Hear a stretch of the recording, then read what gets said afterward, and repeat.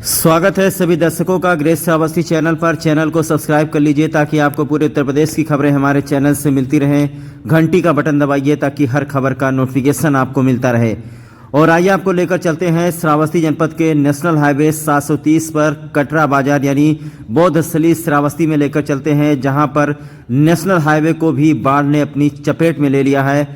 National highway Shravasti का Katra bypass इस वक्त आप दृश्य देख रहे हैं। कटरा बाईपास को भी बाढ़ ने अपनी चपेट में ले लिया है। ये नेशनल हाईवे किसी भी वक्त बंद कराया जा सकता है। पुलिस प्रशासन के लोग यहां पर पहुंच गए हैं क्योंकि यहां पर भी कमर तक पानी बह रहा है। तो श्रावस्ती में आई भीषण बाढ़ ने जिस तरीके से विनाश किया है, आपको बता दें कि नेशनल हाईवे को भी अब अपने चपेट में ले लिया है। और ये मैं बाएं तरफ आपको कैमरे के माध्यम से दिखाना चाहूँगा कि ये हमारा कटरा बाजार है। ये कटरा बाजार के निवासी हैं जिनका घर एक मंजिले तक डूबा हुआ है। इसी बात से आप अंदाज़ा लगा लीजिए कि आखिरकार यहाँ पर कितना पानी है। तो नेशनल हाईवे दो जगह पर, आपको बता दें कि इस वक्त नेशनल हाईवे पर दो जगह पर विनाश लीला चल रही है। सबसे पहले तो कटरा बाईपास का दृश्य आपको दिखा दें। ये पानी यहाँ से सीधे कटरा हवाई पट्टी में घुस रहा है और इसके आगे श्रावस्ती के आगे बलरामपुर बॉर्डर पर जो ओड़ाझार इलाका पड़ता है वहाँ पर तो इससे भी ज़्यादा पानी है। यानी किसी भी वक्त बलरामपुर बहराइच मार्ग जो श्रावस्ती के आगे है, नेशनल हाईवे बंद हो सकता है। किसी भी वक्त पुलिस प्रशासन के लोग यहां पर पहुंच सकते हैं और नेशनल हाईवे को बंद करा सकते हैं, क्योंकि हमारे यहां जो लोकल लोग हैं वो तो जानते हैं कहां पर नदी तालाब गड्ढा है, लेकिन जो बाहरी लोग आएंगे उनको पता नहीं चलेगा कि दाहिने जाना है कि बाएं जाना है। और जैसा कि आप सभी लोग जानते हैं कि सड़क के किनारे बहुत ही गहरा गड्ढा होता है, क्योंकि जब सड़कें बनवाई गई हैं तो जेसीबी से गड्ढे खुदवाए गए हैं, तो बहुत ही जानलेवा गड्ढा। ये देख लीजिए आप कटरा बाजार का हाल, किस तरीके से जो 4 पहिया वाहन है, 2 पहिया वाहन है, किसी तरीके से जान जोखिम में डाल करके अपने डेस्टिनेशन तक पहुंच रहे हैं। पशुओं का क्या हाल है देख लीजिए। रास्ते में जो गौवंश है वो मरे पड़े हुए हैं। इंसानों की ज़िंदगी का कोई भरोसा नहीं है दोस्तों। गौवंशों को कौन देख रहा है आजकल।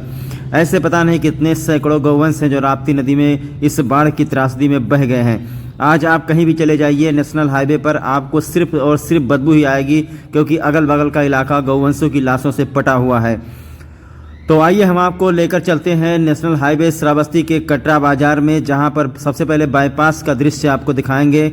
बाईपास देखकर ही आप समझ जाइए कि जो बाढ़ का पानी है किस तरीके से उसने कहर ढाया है। राप्ती नदी का जलस्तर धीरे धीरे घट रहा है। जिला प्रशासन की तरफ से जानकारी मिली है कि कुछ सेंटीमीटर राप्ती नदी का जलस्तर घटा है, लेकिन राप्ती नदी का जलस्तर घटने के बाद भी कहीं से कोई फर्क नहीं पड़ा है। आइए कुछ किसान यूनियन के लोगों से बात करते हैं। अभी हम कटरा और श्रावस्ती क्षेत्र पूरा घूम के आए हैं। डेन महामंकोल जो विश्व स्तर पे जाना जाता है वो पूरी तरह से डूब रहा है। विपश्यना ध्यान केंद्र जहाँ पे देश विदेश के लोग इस समय साधना में लगे हुए हैं, वहाँ पे पानी भर रहा है। तमाम होटल और वहाँ जो भी पर्यटन स्थल हैं वो पूरी तरह से डूब रहे हैं। इससे पूर्व जब 3 दिन से बरसात हो रही थी, नेपाल पानी छोड़ेगा, कुसुम नदी में पानी बढ़ेगी, तो हमारे प्रशासन को संवेदनशील होने की जरूरत थी, वहाँ व्यवस्थाएं मजबूत करने की जरूरत थी। इन्होंने किसी को नहीं निकाला।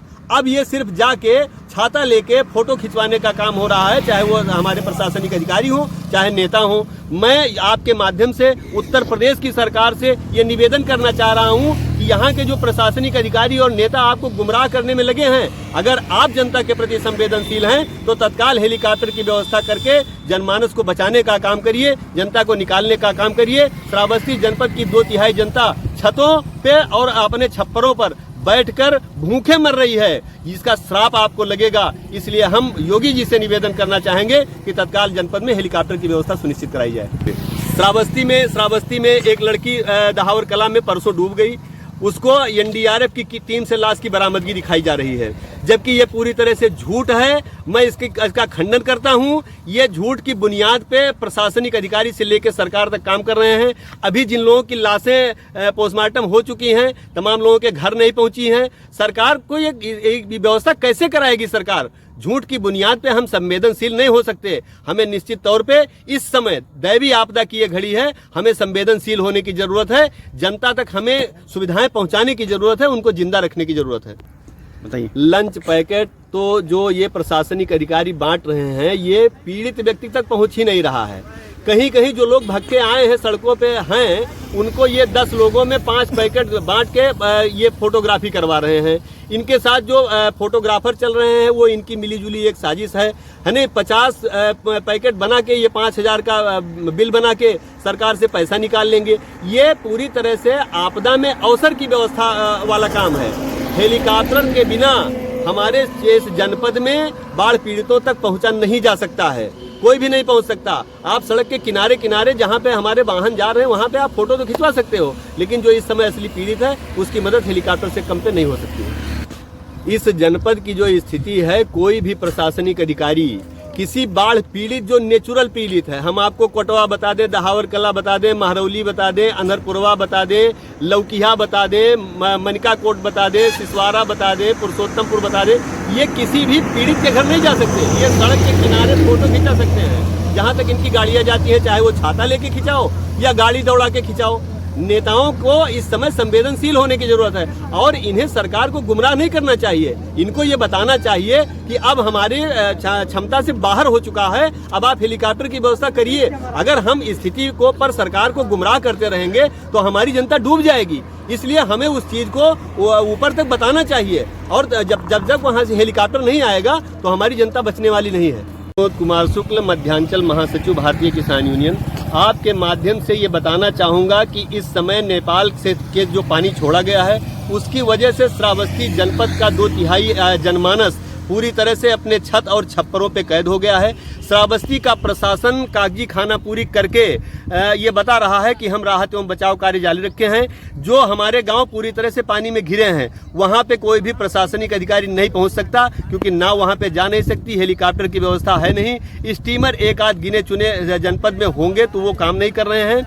ऐसी स्थिति में झूठ का सहारा छोड़ दिया जाए। संवेदनशील होने की जरूरत है, जनता को बचाने की जरूरत है। हेलीकॉप्टर से नीचे कोई व्यवस्था संभव नहीं होगी। दहावर कला में देखिए एक लड़की परसों डूब गई, उसको इन्होंने बताया कि एनडीआरएफ की टीम ने बरामद किया है, जबकि वहां पे लाश 24 घंटे रखी रही। गांव वालों ने उसको रिकवर कर निकाल के 24 घंटे रखी रही। उसके बाद मक्कनपुरवा में जाके उसको पोस्टमार्टम के लिए या जैसे भी किया गया है, लेकिन जो व्यवस्था इनकी है वो पूरी तरह से झूठ पे चल रही है।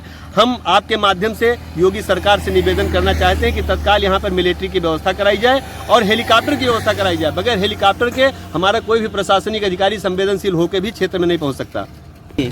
देखिए लगातार हो रही बरसात पे ये प्रशासन पूरी तरह से आप समझिए कि फेल हो चुका है। इन्होंने कोई व्यवस्था नहीं करी, नीचे से ऊपर तक इनका काम भाषणबाजी का चल रहा है। ये सिर्फ भाषण में और टीवी के सामने।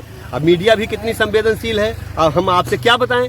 जो भी बड़े बड़े पत्रकार हैं वो पूरी तरह से संलिप्त हैं इसमें। सिर्फ ये बताया जा रहा है कि राहत एवं बचाव कार्य चलाया जा रहा है, जमीनी हकीकत का कोई नाम नहीं ले रहा है। सारी बाढ़ चौकियां इनकी ध्वस्त हैं, कहीं पे कोई कार्यक्रम नहीं हो रहा है, सिर्फ फोटोग्राफी हो रही है, चाहे वो कोई नेता हो चाहे अधिकारी हो। ये किसानों और जनता की समस्याओं के प्रति संवेदनशील नहीं है, बाढ़ के प्रति संवेदनशील नहीं है, ये फोटो खिंचवाने के प्रति संवेदनशील हैं। हेलीकॉप्टर की व्यवस्था से पहले यहाँ पे कोई काम नहीं हो सकता। तो देखा अपने भारतीय किसान यूनियन के देवी पाटन मंडल अध्यक्ष विनोद शुक्ला ने किस तरीके से प्रशासन को खरी खोटी सुनाई है। भारतीय किसान यूनियन भी इस वक्त बाढ़ पीड़ितों से मिलकर के उनका हाल चाल ले रही है और भरपूर कोशिश कर रही है। अभी आपने देखा कि भारतीय किसान यूनियन के देवी पाटन मंडल अध्यक्ष विनोद शुक्ला ने योगी सरकार से हेलीकॉप्टर की मांग की है कि हेलीकॉप्टर मंगवा करके तुरंत रेस्क्यू का काम किया जाए। यहाँ पर एसडीआरएफ एनडीआरएफ की टीमों से रेस्क्यू नहीं किया जा सकता, क्योंकि पूरा का पूरा श्रावस्ती जिला इस वक्त बाढ़ में डूबा हुआ है।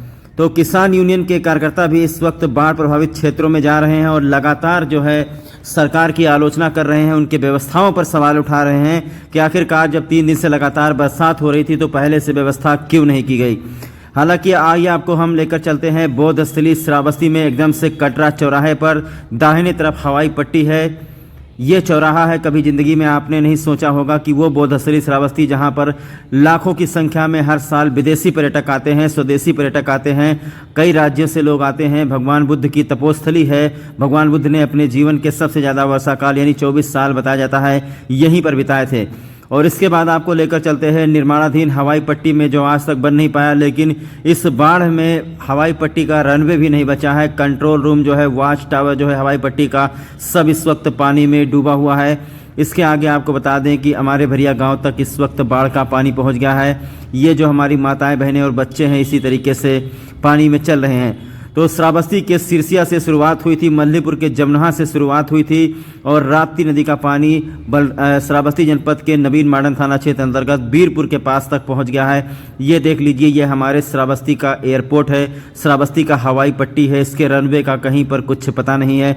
इस तरीके से बाढ़ ने अपनी चपेट में ले लिया है, हवाई पट्टी भी डूबा हुआ है। तो ग्रेट श्रावस्ती चैनल आपको ज़मीनी हकीकत दिखाएगा। ग्रेट श्रावस्ती चैनल आपको लेकर जाएगा वहाँ पर जो चीज़ें आप लोग बाहर बैठे हुए, हमारे बहुत सारे दर्शक इस वक्त लुधियाना, पंजाब, गुजरात, मुंबई, दिल्ली में हैं, जो अपने घर नहीं पहुंच सके हैं, वो लगातार जो है खबरों पर अपनी नज़र बनाए हुए हैं। बाकी बात करें अगर ग्रामीण क्षेत्रों की, तो ग्रामीण क्षेत्रों में लगभग हमारे जितने भी सब्सक्राइबर हैं उनका मोबाइल डिस्चार्ज हो चुका है, क्योंकि 3 दिन हो गया है देहात इलाके में बिजली की सप्लाई नहीं दी गई है।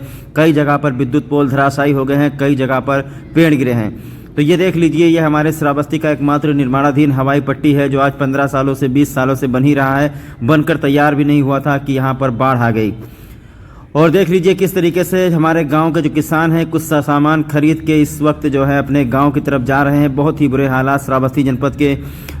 राप्ती नदी का जलस्तर घटा है, प्रशासन ने जानकारी दी है, लेकिन जलस्तर घटने के बाद से कोई फर्क नहीं पड़ा है। दूसरी बात, जो इस वक्त आसमान में बादल हैं वो लोगों को डरा रहे हैं। अगर मान लीजिए राप्ती नदी का जलस्तर घट भी जाता है, लेकिन अगर कहीं से गलती से भी बरसात हो गई, अगर कहीं से इंद्रदेव नाराज हो गए, तो जो लोग हमारे बाढ़ पीड़ित, जो लोग हमारे छतों पर सोए हुए हैं, जो हमारे किसान इस वक्त छतों पर हैं, उनका बहुत ही बुरा हाल होगा। क्योंकि अगर बरसात होने लगेगी तो वो अपने बीवी बच्चों को लेकर के आखिर कहाँ जाएंगे। ऊपर छत पर अगर बरसात होने लगती है, ऊपर ही अनाज रखा है, सबसे बुरी दशा जो है पशुओं का है। इसमें पता नहीं कितने कीमती पशु हैं लोगों के पास। 1-1 लाख रुपए के 80-80 हज़ार रुपये की भैंसें हैं, जो पूरी तरीके से ठंडी में बीमार हो सकती हैं। और दोस्तों, जब बाढ़ आती है तो बाढ़ जब धीरे धीरे ख़त्म होने लगता है तो महामारी भी आ जाती है। तो मुझे लगता है पशुओं को बचाया नहीं जा सकेगा।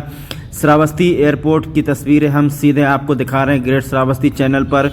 पूरा का पूरा इलाका इस वक्त समुंदर बना हुआ है, किसी ने सपने में नहीं सोचा था। अब ये देखिए, यहाँ मेडिटेशन सेंटर है, ध्यान केंद्र है जो विदेशियों का, वो भी देख लीजिए किस तरीके से यहाँ पर पानी भरा हुआ है। पूरे बौद्ध स्थली का दर्शन हम आपको नहीं करवा सकते, क्योंकि जो अंगुलीमाल गुफा है वो भी डूबा हुआ है, जो जेतवन गार्डन है, लंका मंदिर है, सब डूबा हुआ है। उधर पुलिस प्रशासन ने जाने से रोक लगा दी है। तो ये मेडिटेशन सेंटर का आप दृश्य देख सकते हैं। कटरा बाईपास हवाई पट्टी के बगल में जो विपश्यना ध्यान केंद्र बना हुआ है, उसकी तस्वीरें आप देख लीजिए। समंदर में तब्दील हो चुका है पूरा श्रावस्ती जिला। हर एक इंसान परेशान है, हर एक ग्रामीण परेशान है। जो लोग सिर्फ कस्बे में हैं, यानी यूँ कहा जाए कि जो लोग इस वक्त कस्बे में हैं, सिर्फ इकौना कस्बे में अभी तक बाढ़ का पानी नहीं पहुंचा है। बाकी पूरे श्रावस्ती जनपद में बाढ़ का पानी पहुंच चुका है। बात करें अगर भिनगा की, मल्लीपुर, जमनहा, सिरसिया, हर जगह पर बहुत ही बुरा हाल है। जब बौद्ध स्थली श्रावस्ती इतनी ऊंचाई पर बसा हुआ है, जहां पर अनेकों पहाड़ हैं बड़े बड़े। और आइए हम आपको यहाँ पर रोकते हैं। दरअसल बौद्ध स्थली श्रावस्ती में दर्जा प्राप्त राज्य मंत्री अफरोज सम्मान साहब यहाँ पहुँचे हैं, जो बाढ़ पीड़ितों से मिल रहे हैं और अपने स्तर से लंच पैकेट लेकर आए हैं ताकि किसी भूखे को खाना खिलाया जा सके। तो श्रावस्ती यानी यहाँ पर हमारे उत्तर प्रदेश के अल्पसंख्यक आयोग के दर्जा प्राप्त राज्य मंत्री सम्मान अफरोज पहुँचे हैं और बात करने की कोशिश कर रहे हैं। बाढ़ पीड़ितों से यहाँ के बारे में जानकारी ले रहे हैं और लंच पैकेट लेकर आए हैं अपने स्तर से जितना भी हो सकता है। उन्होंने जनता से अपील की है कि ज़रूरी नहीं है कि सिर्फ सरकार ही हर जगह पर अपनी सुविधाओं को पहुँचा सकती है। आम जनमानस से उन्होंने अपील की है कि सभी लोग एक दूसरे की मदद करें। इस आपातकाल में, इस बाढ़ की स्थिति में सभी लोग एक दूसरे की मदद करें। और अभी हम दर्जा प्राप्त राज्य मंत्री सम्मान अफरोज साहब से बात करने की कोशिश करेंगे, उनसे जानेंगे कि किस तरीके से हमारा प्रशासन, किस तरीके से हमारा सिस्टम काम कर रहा है, किस तरीके से लोगों को रेस्क्यू किया जा रहा है, किस तरीके से में श्रावस्ती में इस वक्त क्या हालात हैं। अभी जब मंत्री जी यहाँ पहुँच ही गए हैं तो ज़रूरी है कि उनसे भी बात कर लिया जाए। तो आइए उनसे बात करते हैं और जानते हैं क्या कुछ उन्होंने कहा है। बहुत ही अच्छा संदेश दिया है उन्होंने श्रावस्ती वासियों के नाम, और मैं चाहता हूँ कि इस संदेश को हर कोई सुने। मंत्री जी ने जो संदेश दिया है इसको हर किसी को सुनना चाहिए, उस पर अमल करना चाहिए। श्रावस्ती में इस वक्त कई लाख लोग बाढ़ से प्रभावित हैं और अभी तक लाखों लोग फंसे हुए हैं। किस तरीके से यहाँ का सिस्टम काम कर रहा है, किस तरीके से लोगों को रेस्क्यू किया जा रहा है, क्या क्या समस्याएं देखने को मिल रही हैं? देखो, ये एक तरह का ऊपर वाले की तरफ से कहर है। वैसे भी श्रावस्ती पहले से भी बाढ़ प्रभावित डिस्ट्रिक्ट रहा है, क्योंकि तराई का बेल्ट है, तो यहाँ पे पहले से भी बाढ़ आते गए हैं। पर मुझे लगता है कि ये पहली बार 20-30 सालों में है जो पानी रोड पे भी चल रहा है। शासन की तरफ से काम हम लोग कर रहे हैं, हमारी डिस्ट्रिक्ट एडमिनिस्ट्रेशन पूरी तरीके से उस पर काम कर रहा है। स्टीमर्स चल रहे हैं, जो लोग फंसे हैं उनको निकालने की पूरी कोशिश करी जा रही है। खाने का सामान बना हुआ पैकेट दिया जा रहा है। और मेरा तो मानना ये है कि ये ऐसा समय है कि इसमें हम सबको मिल के काम करना पड़ेगा, क्योंकि ये ऐसा समय है कि ये किसी की ना शासन इसको कंट्रोल कर सकता है, ना इसको कोई चीज़ कंट्रोल सकती है। उससे ऊपर वाले के हाथ में ये चीज़ें हैं। बट मेरा मानना ये है कि इसमें हम सब लोग मिल के इस चीज़ को इससे बाहर निकल सकते हैं। आने वाले समय में मेरा मानना ये है कि इस बाढ़ को कैसे रोका जाए कि बाढ़ ही यहाँ पे कभी नहीं आए, इसके लिए हम काम करना चाहते हैं। हम शासन से ये प्रस्ताव रखेंगे कि ये बाढ़ कभी फ्यूचर में ना आए, उसके लिए हम कुछ ऐसी चीज़ बनाएं, ऐसी नीति बनाएं या ऐसा प्रोजेक्ट बनाएं जिससे कि यहाँ पे आने वाले समय में हम लोग बाढ़ से प्रभावित ना हो। मेरा ये मानना है, उसके लिए हम काम करेंगे। मैं इसमें एनजीटी नेशनल ग्रीन ट्राइब्यूनल की मदद भी लूँगा, जिससे कि यहाँ पे कैसे हम उस चीज़ को रोक सकते हैं कि आने वाले समय में जो नेपाल से जो पानी यहाँ बह के आता है और पूरे बाढ़ से ग्रस्त हो जाते हैं, तो उसको हम कैसे दूर करें। सर, अभी देखा जा रहा है कि बहुत सारे लोग गांव में इस वक्त छतों पर अपने सोए हुए हैं, उनको अभी तक रेस्क्यू नहीं किया गया है। बहुत सारी जगह से सूचनाएं मिल रही हैं। देखिए, मेरा ये मानना है हर किसी को अपने घर से लगाव होता है। कोई अपना घर छोड़ना नहीं चाहता। मैं अभी गया था और मैंने देखा कि कई लोगों से बात करने की कोशिश करी, तो उन लोगों ने बोला नहीं, हम अपना घर नहीं छोड़ेंगे, हम अपने घर में छत पे ही रहेंगे, क्योंकि हम सब सामान ऊपर शिफ्ट कर चुके हैं, तो हम अपना घर नहीं छोड़ना चाहते हैं। तो वो लोग वहीं रहें। अगर उस तरह की कोई चीज़ होगी, मैंने अभी ऐसे रेस्क्यू वाली टीम से भी बात करी है और कलेक्टर को भी दिशा निर्देश दिए हैं कि अगर कोई भी ऐसा परिवार जो आना चाहता है, उनको फ़ौरन हम स्टीमर्स बुला के और उनको वापस एक सेफ अपने पॉकेट जो बना रखे हैं हमने, वहाँ पे उनको ले जाके उनको हम लोग सुरक्षित वहाँ पे रखा जाए। आगे होके आया हूँ और मैंने देखा है कि वहाँ पे कई लोग फंसे हैं जो उनको निकाला जा रहा है। जो लोग निकलना चाहते हैं उनको हम लोग पूरी तरीके से निकाल रहे हैं। और ये हमारे श्रावस्ती का नवीन मॉडर्न थाना है। देख लीजिए, थाने में पानी भरा हुआ है। जो पुलिसकर्मी है वो यहाँ से बाहर निकल चुके हैं सड़कों पर। हालांकि पुलिसकर्मी यहाँ पर बैठे नहीं हुए हैं। सभी पुलिसकर्मियों की ड्यूटी लगाई गई है इस बाढ़ और आपातकाल की स्थिति में। तो श्रावस्ती नवीन मॉडर्न थाना के बाद हम आपको और आगे लेकर चलते हैं, जहाँ पर श्रावस्ती के बड़े बड़े होटल, बड़े बड़े मठ मंदिर जो हैं, विदेशियों के जो विदेशी यहाँ पर आते हैं, तो वो जहाँ पर पूजा करने के लिए आते हैं, जहाँ पर ध्यान देने के लिए आते हैं, ध्यान करने के लिए आते हैं, सारे के सारे होटल, सारे के सारे मठ मंदिर और जो भी मेडिटेशन सेंटर है, सब कुछ इस वक्त बाढ़ की चपेट में आ चुका है। इसके आगे हम आपको लेकर चलते हैं, दिखाते हैं जो नया वाला अभी जल्द में बना है ये मंदिर। देख लीजिए क्या हाल है। किसी ने सोचा नहीं था कि यहाँ तक आखिरकार पानी पहुँच जाएगा। तो उत्तर प्रदेश का श्रावस्ती जिला है जहाँ पर सबसे ज़्यादा तबाही हुई है। तस्वीरें मैं आपको दिखाऊंगा सड़क से चलते हुए। जहाँ तक नज़र जाती है वहाँ तक चारों तरफ पानी ही पानी नज़र आता है। ये मंदिर अभी नया बना हुआ है, नेशनल हाईवे 730 पर लोटस होटल के पास में है, जहाँ पर मैं आपको दिखाना चाहूँगा। और इस तरफ का दूसरा मंदिर, इसको भी आप लोग जानते होंगे, ये भी इस वक्त पानी में डूबा हुआ है। तो कहीं ना कहीं पूरा श्रावस्ती जिला जो है, श्रावस्ती बौद्धस्थली की वजह से हमारे श्रावस्ती जिले का नाम होता है। तो श्रावस्ती जिले में भी पानी इस तरीके से पहुंच गया है कि नेशनल हाईवे को भी अपनी चपेट में ले लिया है। नेशनल हाईवे बलरामपुर और इकोना जो मार्ग है, श्रावस्ती बलरामपुर श्रावस्ती जो मार्ग है, किसी भी टाइम बंद किया जा सकता है। प्रशासनिक अधिकारियों को सूचना दे दी गई है। सुरक्षा की दृष्टि से नेशनल हाईवे को बंद करना होगा, नहीं तो कोई ना कोई हादसा हो जाएगा। पहले तो प्रशासन ये देखेगा कि जब तक हो सकेगा इस नेशनल हाईवे को चलाएगा, लेकिन जहां पर पानी कमर से ऊपर हो गया तो तुरंत नेशनल हाईवे को बंद करवा दिया जाएगा। क्योंकि कुछ पता नहीं है कि अगर अभी बरसात हो जाती है, क्योंकि आज जो है मौसम थोड़ा सा ख़राब है, अगर कहीं से बरसात हो जाती है तो फिर राप्ती नदी का जलस्तर बहुत ही बढ़ जाएगा और एक बहुत ही बड़ा जो है विनाश लेकर के आएगा श्रावस्ती में। अभी तक गनीमत है कि बरसात थम गई है। अगर बरसात हो गई तो कितने लोगों की ज़िंदगियां ख़त्म हो जाएंगी, आप अंदाज़ा नहीं लगा सकते। एक सुनामी की तरीके से ये आया है हमारे ज़िले में। और ये यहाँ से आगे रास्ता पूरी तरीके से बंद है। श्रावस्ती का बॉर्डर है, इसके आगे बलरामपुर इलाका लगता है, ओड़ाझार, और यहाँ से बलरामपुर जाने का मार्ग पूरी तरीके से बंद है। कुछ लोग जान जोखिम में डालकर अपने आप यात्रा कर रहे हैं, जिन लोगों को जाना बहुत ही ज़रूरी है। सांसद दद्दन मिश्रा यहाँ से गुजर रहे हैं, सांसद दद्दन मिश्रा यहाँ से गुजर रहे हैं। लगातार क्षेत्र में नज़र बनाए हुए हैं, कभी श्रावस्ती कभी बलरामपुर, हर जगह का दौरा कर रहे हैं। हालांकि मंत्री जी यहां पर रुके नहीं, वरना हम सवाल पूछ लेते हैं उनसे। तो ये श्रावस्ती का बॉर्डर है, इसके आगे बलरामपुर लगता है, ओड़ाझार लगता है। तो यहाँ पर देखिए किस तरीके से जो बड़े वाहन हैं जो पलट नहीं सकते हैं उनको ही जाने दिया जा रहा है। बाइक और छोटे छोटे 4 पहिया वाहनों को पूरी तरीके से रोक दिया गया है। ग्रेट श्रावस्ती चैनल आप सभी लोगों से अपील करता है कि मुसीबत की इस घड़ी में आप लोग धैर्य बनाए रखिए। हो सके तो मोबाइल चार्ज कर लीजिए, क्योंकि मोबाइल से आपके बहुत काम हो जाएंगे। किसी भी इमरजेंसी में डायल 112 को तत्काल आप लोग फ़ोन कर सकते हैं। याद रखिए, अगर आपको किसी का भी नंबर नहीं पता है इस ज़िले में तो डायल 112 और एम्बुलेंस 108 102, ये चीज़ याद रखिए कि ये इमरजेंसी सेवा है। इनकी सेवा जो है किसी भी हालत में आपको मुहैया कराई जाएगी। लगभग पूरा प्रशासनिक अमला श्रावस्ती जनपद में इस वक्त अलर्ट मोड पर है। जहां तक सड़क नज़र आएगी वहां तक रेस्क्यू का काम किया जा रहा है। एनडीआरएफ की टीमें लगी हुई हैं, एसडीआरएफ की टीमें लगी हुई हैं, लोकल गोताखोर लगे हुए हैं, नाविक लगे हुए हैं, सब जगह के ग्राम प्रधान एक्टिव हैं। हर जगह से लोगों को रेस्क्यू करने का काम किया जा रहा है। बस एक ही चीज़ देखना है दोस्तों कि बस बरसात ना हो। अगर बरसात हो गई, जिस ये देख लीजिए जो नाला नेशनल हाईवे बनाया गया है, जब नाले का ये हाल है कि नाला फुल हो गया है तो आप अंदाज़ा लगा लीजिए कि ये पानी कहाँ जाएगा।